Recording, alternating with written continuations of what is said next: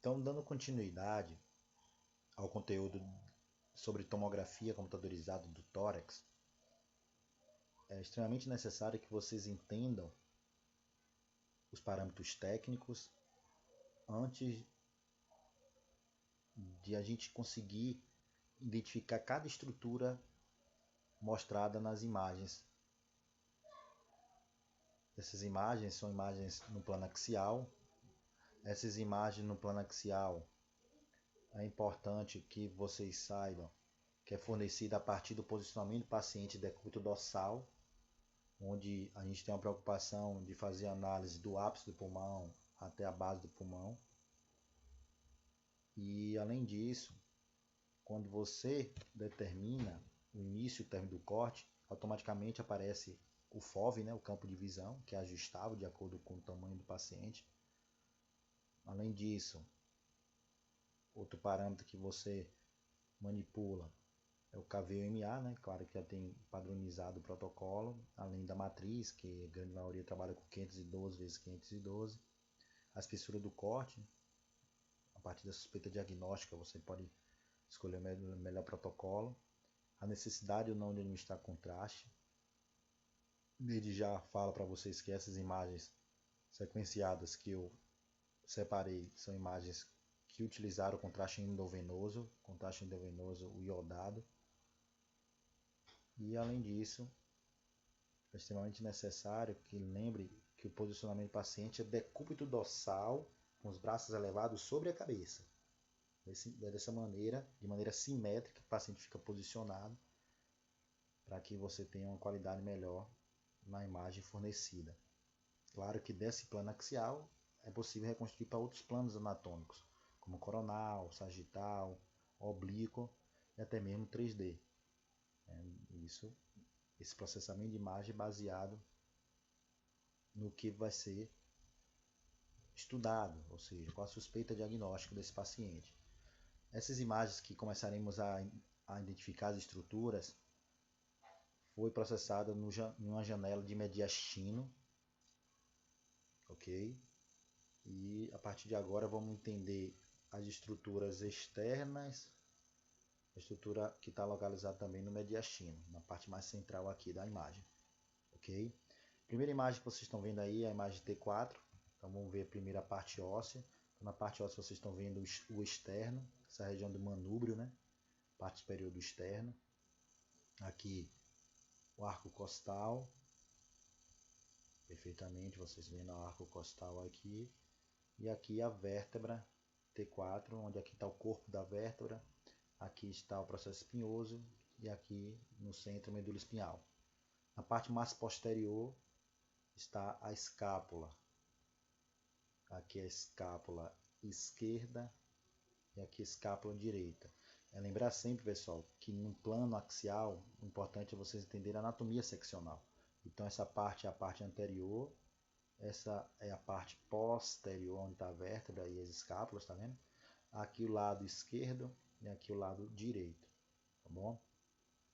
Além da parte óssea, é importante que vocês entendam que toda essa parte é a parte muscular, ok?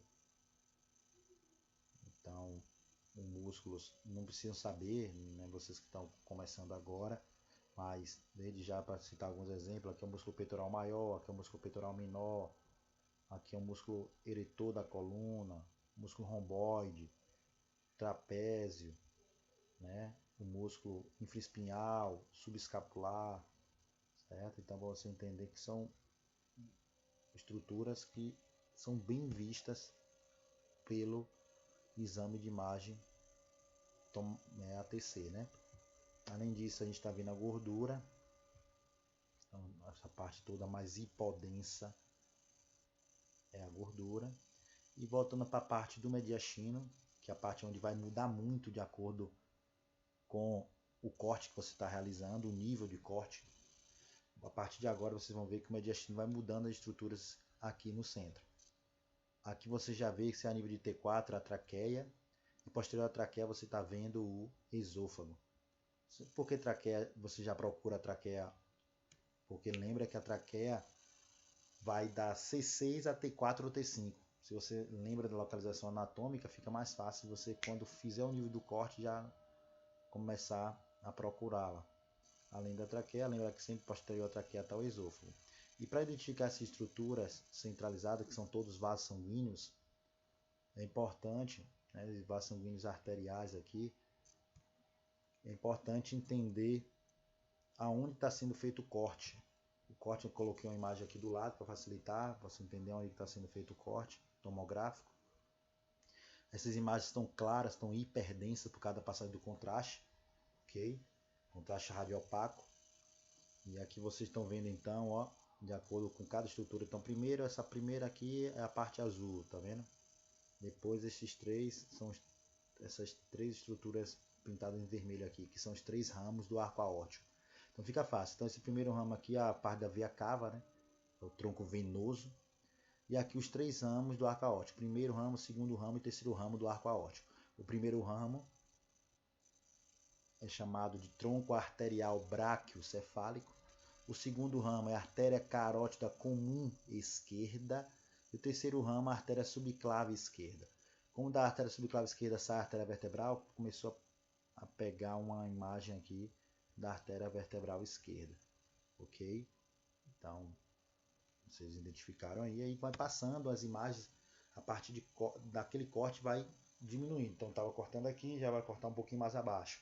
Então, aqui é um corte a nível de T5, a parte externa é semelhante, então escápula esquerda, escápula direita, a vértebra T5, o arco costal, o externo, então essa parte muscular, tá vendo? Tudo isso semelhante. Então vamos focalizar na parte do mediastino a partir de agora. Aqui na região do mediastino, então vocês já estão vendo a veia cava superior e aqui o arco aórtico. Então aqui está mostrando o arco aórtico. Aqui está nível T5, ainda está vendo traqueia. Na parte posterior da traqueia tem o esôfago. E aqui nessa imagem aparece para a gente o linfonodo mediastinal. Ok? Repetindo, veia cava, arco aórtico. Essa estrutura aqui hipodensa, onde está passando o ar, a traqueia. Posterior à traqueia, o esôfago. E aqui o linfonodo mediastinal. Só para entender, eu que coloquei esses pontos verdes, porque esses pontinhos aí em cada estrutura, porque na pós-graduação a gente tem a preocupação de falar de cada um deles. Aqui eu estou mostrando as estruturas principais que vocês, ao olhar qualquer imagem dessa, fica fácil identificar, entender a visão geral dessa imagem, ok? Então, na nível de T6, a gente já não vê mais traqueia, né? Já houve a ramificação da traqueia nos brônquios. Então, brônquio principal direito, brônquio principal esquerdo, bem na região da carina aqui, né? Posterior a essa estrutura está o esôfago. O esôfago está nessa região aqui. Aqui é uma veia que não precisa destacar para vocês, mas já falando veia ázigos, certo? Então essa estrutura aqui, ázigos. E aqui a veia cava, a aorta ascendente, aqui a artéria aorta descendente. Você está vendo que a artéria aorta descendente é posterior à esquerda à artéria aorta ascendente, né? Porque a artéria aorta na verdade faz isso, tem um arco aórtico que vai indo para trás, vai indo para a parte posterior esquerda. Então aqui é a parte mais posterior esquerda, tá vendo? A aorta descendente, e aqui a artéria aorta ascendente. E aqui uma parte da artéria pulmonar esquerda, ok? Passando, aí você já consegue ver os brônquios lobares, porque o brônquio principal se ramifica nos brônquios lobares, então o lobo médio, que é o lobo superior e inferior, né? E aí você vê as estruturas que a gente tinha falado no slide passado. Aqui a veia cava, aqui a artéria aorta ascendente, aqui a artéria aorta descendente, aqui o esôfago, tá vendo? O esôfago. E aqui as artérias pulmonares, artéria pulmonar direita, artéria pulmonar esquerda, muito bem vista. Esses dois pontos é a via ázigos e hemiázigos, não precisa destacar para vocês, mas essas estruturas maiores, relembrando, via cava, artéria aorta ascendente, artéria aorta descendente, aqui a artéria pulmonar direita, artéria pulmonar esquerda, Essas estruturas hiperdensas mais claras aqui, ó, são as veias pulmonares. Ok? A nível de T8 a gente já vê a área cardíaca. Você já consegue ver a artéria aorta descendente, o esôfago aqui. E aqui você já vê o átrio, né? E aqui toda a parte de pericárdio, já vendo a membrana que envolve o coração. Então aqui o átrio direito, aqui o átrio esquerdo, aqui a artéria aorta, bem a raiz da artéria aorta ascendente, e aqui o tronco pulmonar, certo? Aqui é bem interessante essa imagem, porque você está vendo a hora que as veias pulmonares estão desembocando no átrio esquerdo. As veias pulmonares aqui chegando, por isso ficou tão imensa a parte do átrio, porque o átrio está aqui, ó, e aqui a veia pulmonar chegando no átrio esquerdo.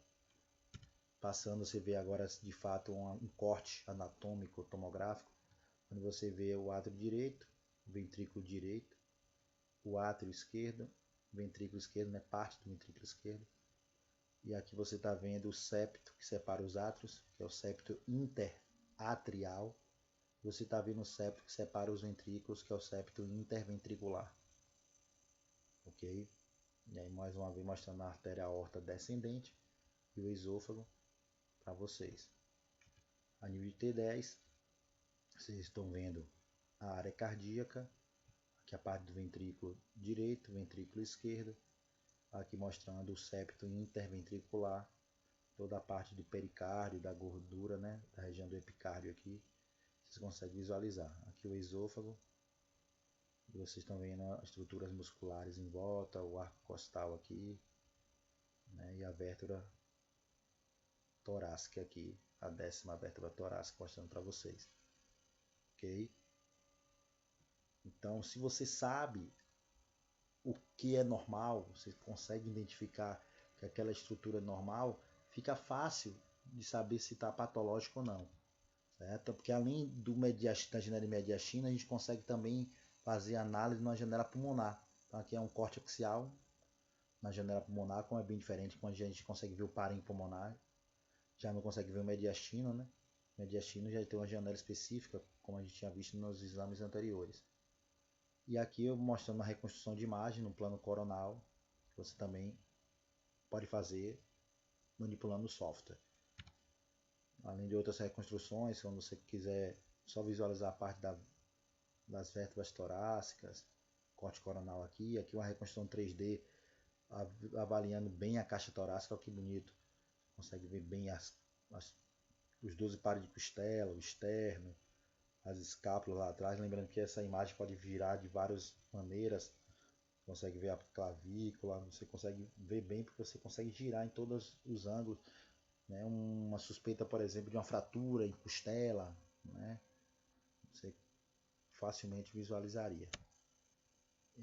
Claro que você pode utilizar uma tomografia de alta resolução, que a gente já discutiu, né, para visualizar se tem alguma alteração a nível pulmonar ou a nível de árvore brônquica, onde você, ao olhar uma imagem como essa, ao passar a imagem, você já dá para ver um aspecto diferente, tá vendo? A gente chama de um aspecto vidro fosco, né? Muito bem apresentado aqui. Aqui também é mostrando uma consolidação. Você está vendo aqui uma alteração muito grande, um tumor enorme na direita do pulmão. Sendo que você utilizando tanto a janela pulmonar quanto a janela de mediastino, você consegue ver o tumor nesse paciente aqui, nesse caso. Para você entender que você, lembrando como bioimaginologista, você não vai laudar. Mas ao você identificar uma estrutura dessa, você pode pensar em melhorar a imagem a nível de reconstrução em diferentes planos anatômicos ou favorecer uma identificação com maior precisão do médico radiologista na hora do laudo. Esse é o seu papel no processamento dessa imagem. Uma outra imagem mostrando também patologia.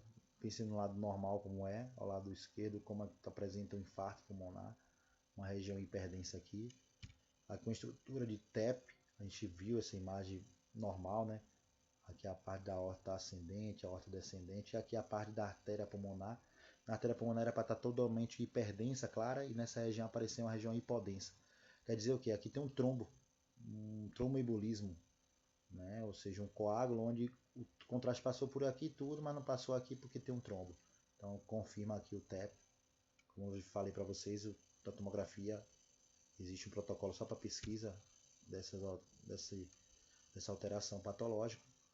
Aqui é um caso de uma criança onde foi feita uma radiografia de tórax, já está sendo visto claramente a alteração, certo? Nessa radiografia, mas para confirmar se está tendo uma alteração no parênquima e no tecido pulmonar, foi feita uma tomografia do tórax e perceba como aqui está bem conservada a estrutura tecidual, já aqui como está totalmente alterado e lesionado o parênquima pulmonar. Então, essa é a importância da tomografia computadorizada, para que vocês entendam de maneira clara por que é solicitada essa tomografia e a qualidade que essa tomografia nos fornece hoje. Tá bom? É importante que entenda que a ressonância magnética do tórax é pouco solicitada se comparado à tomografia, já que a tomografia tem toda esses dispositivos e toda essa qualidade na imagem. Lembre que a tomografia é muito mais acessível a nível de serviço do que a ressonância. Claro que a ressonância pode ser solicitada para fornecer imagens mais detalhadas do tecido no interior da cavidade torácica e esclarecer algum achado de exames anteriores ou da radiografia de tórax ou da própria tomografia, principalmente no que tange ao diagnóstico de tumores torácicos. Mas não é, de fato, numa rotina de ressonância, o tórax é pouco solicitado, né? Lembrando que a ressonância é mais solicitada para nível de vasos sanguíneos, coluna, sistema nervoso central, articulações, tá bom?